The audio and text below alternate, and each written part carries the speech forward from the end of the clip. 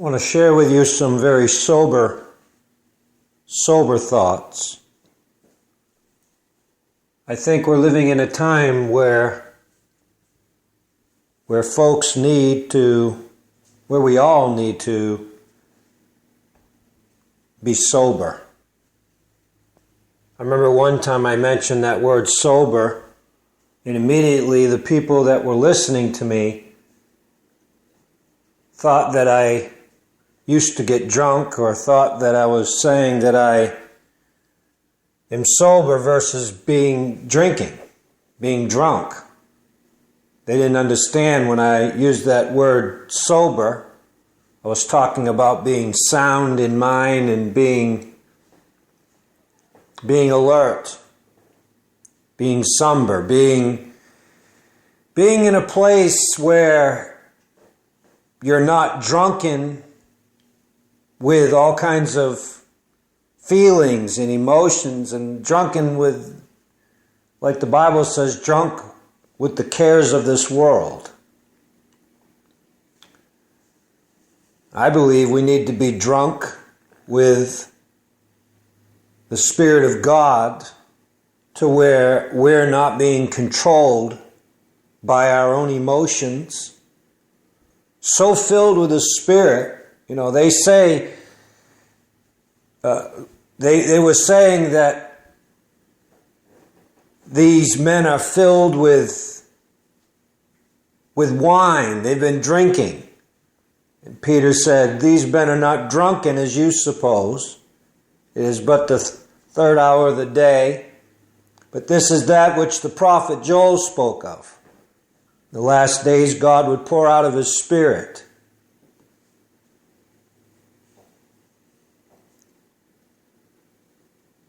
We need to be so drunk in the Spirit of God that we don't pay any mind to the things that the world has to offer in making us drunk.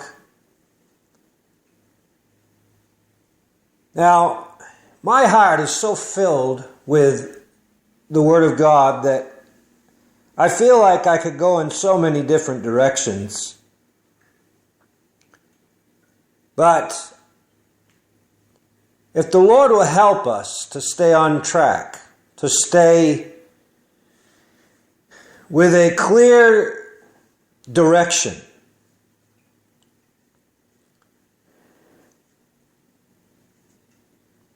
Paul the Apostle said, and I want us to get this, because I really believe we're living in a time where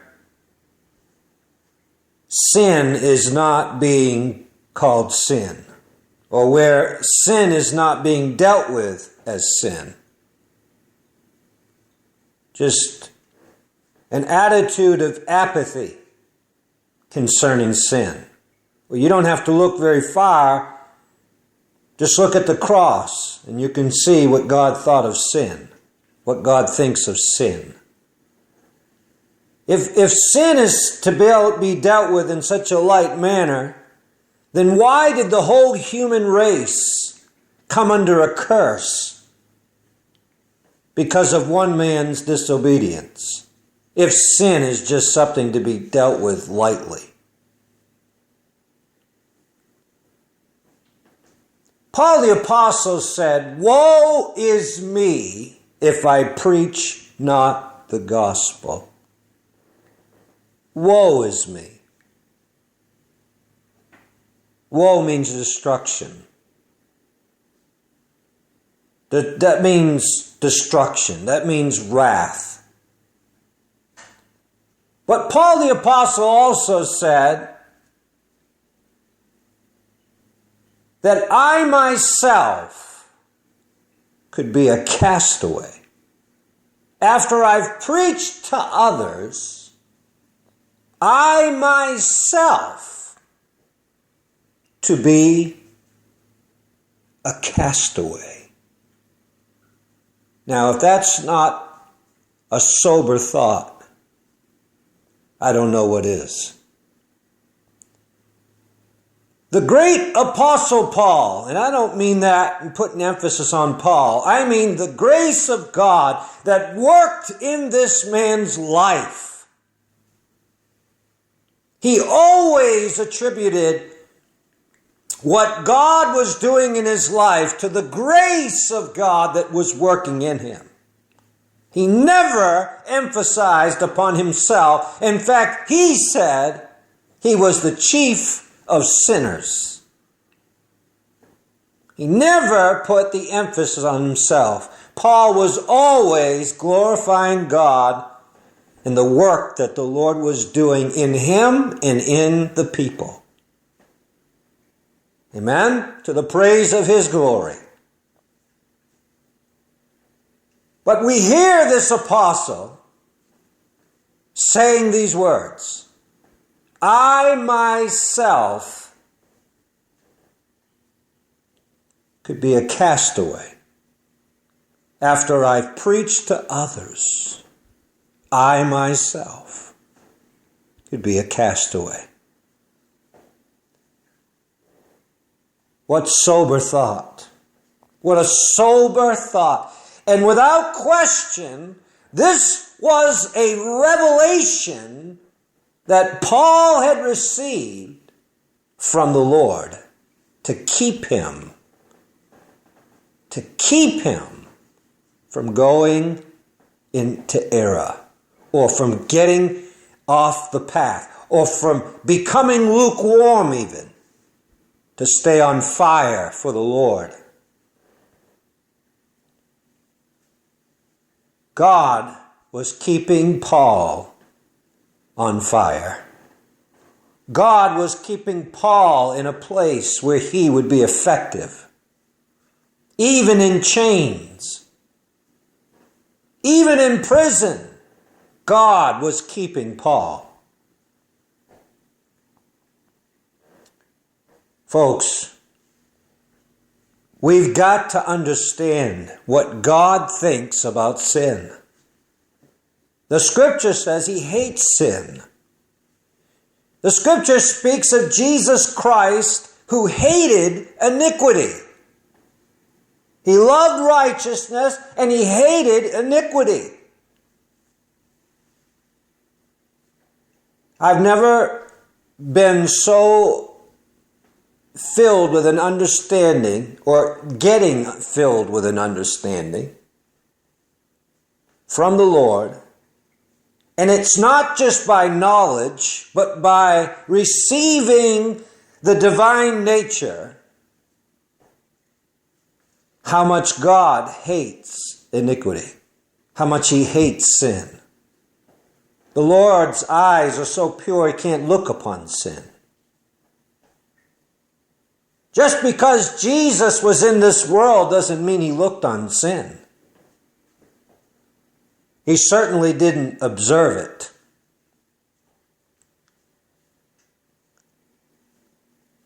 Folks, sin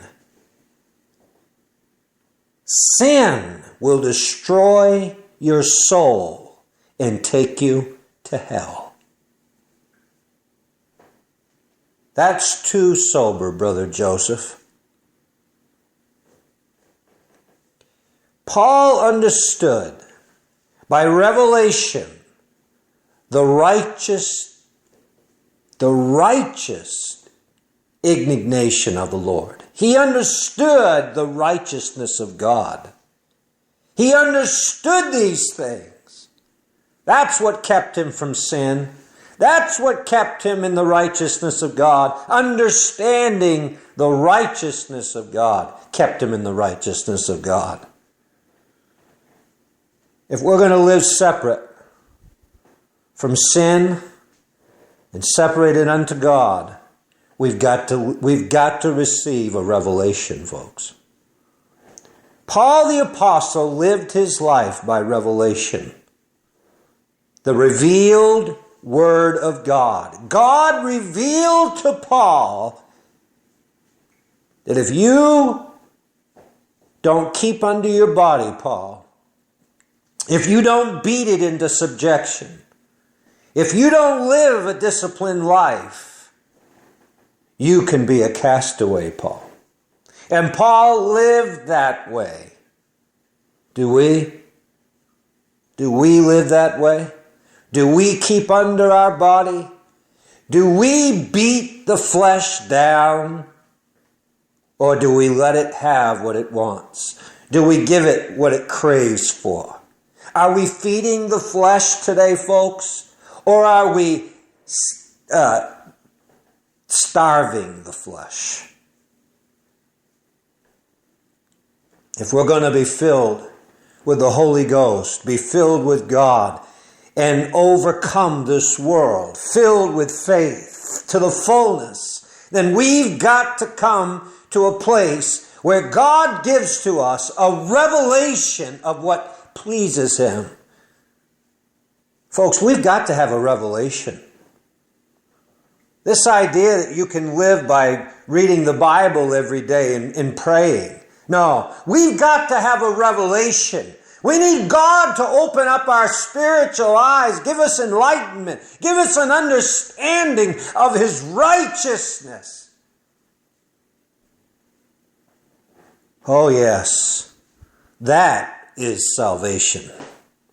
Amen. When you get a revelation of God's righteousness, when you get a revelation of His righteousness, then and only then will you begin to understand how much God hates sin. How much He hates self-righteousness. How much He hates pride. How much He hates self-confidence, self-centeredness, ego. Anything that causes you to think that you don't need to rely upon God's power is sin. We must come to an understanding. We must come into an understanding of the righteousness of God to be able to comprehend with all the saints the height, the depth, the breadth, the length, to know the love of Christ, which surpasses all knowledge.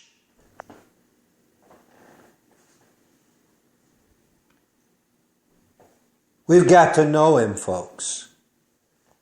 Paul was crying, "Oh, that I might know Him." This was years into his ministry. Oh, that I might know Him. Paul understood the more he knew the Lord, the safer he was. The more he knew the Lord, the more he would be separated from self and sin, the more victorious he would be. Amen. As he beheld the glory of the Lord, he's being changed, transformed. Is there a cry in your heart to know the Lord? Is there craving? Is there a cry? Oh, that I might know Him.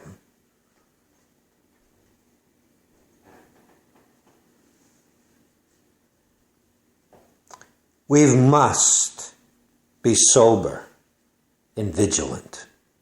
For our adversary, the devil, as a roaring lion, seeking. He's roaming the earth and he's seeking. He's looking and seeking for that one that he can devour. How does he devour? He devours through fear. He preys upon the weak.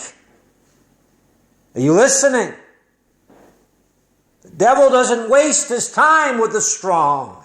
He doesn't waste his time upon those that are strong in faith. Those that are strong in the power of the Lord's might. He doesn't waste his time with them. He goes after the weak. A lion will sit crouched and wait as the herd goes by. And when the weak ones, the little ones in the back, and then they go, when all the strong are up front.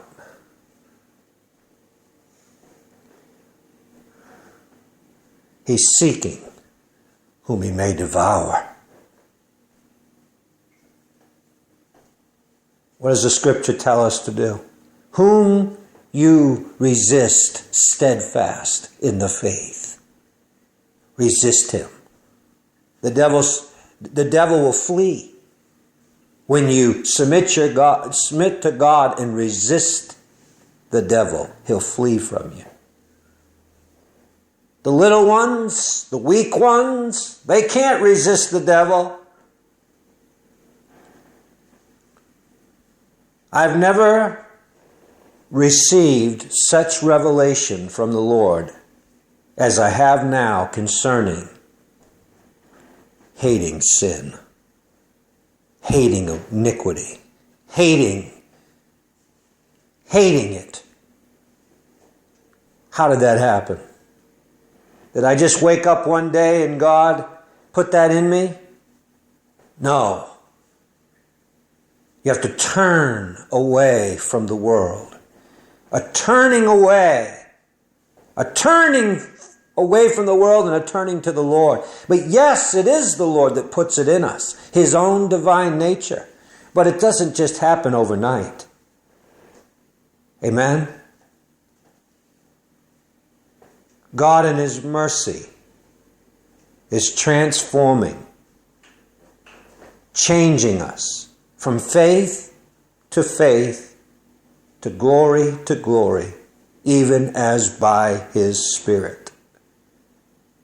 If we are going to be victorious in this hour, we must have the divine nature. We must. Having escaped the corruption that is in the world through lust. How? By receiving the divine nature. Just being saved is not going to be enough. You've got to receive the divine nature of God. Just being filled with the Holy Ghost is not enough. You've got to receive the divine nature of God. The divine nature of God is not just being filled with the Holy Spirit, but it's when the Holy Spirit begins to permeate every part of your being and you receive the engrafted word with meekness to where your nature becomes God's nature. In other words, the nature that you have when you are a sinner is replaced with the nature of God. The nature you have when you're a sinner and when you're not saved, that's the nature that came from the fall. It's a fallen nature, and it craves and it thirsts and it hungers for sin and iniquity, and it drinks it in like water. And that fallen nature is just going to keep on hungering and thirsting for unrighteousness and iniquity and wickedness. But God said he would give us his divine nature. And when you receive the divine nature of God, it won't be praise me. It won't be look at me. It won't be look what I've done. When God gives you his divine nature, all the praise will be to God. To the praise of his glory. For what his grace has done. For what his victory has wrought in your heart. Are you listening? It's to the praise of his glory. It's his victory. It's his righteousness that we are praising him for. Not our own works. Not what we can do. We must receive the divine nature. We must have that divine nature, folks. I know I did not share as it was in my heart, but as I told you, I have so much in me that just could go so many different directions, but I hope something was said that challenges you to understand what God is expecting from us.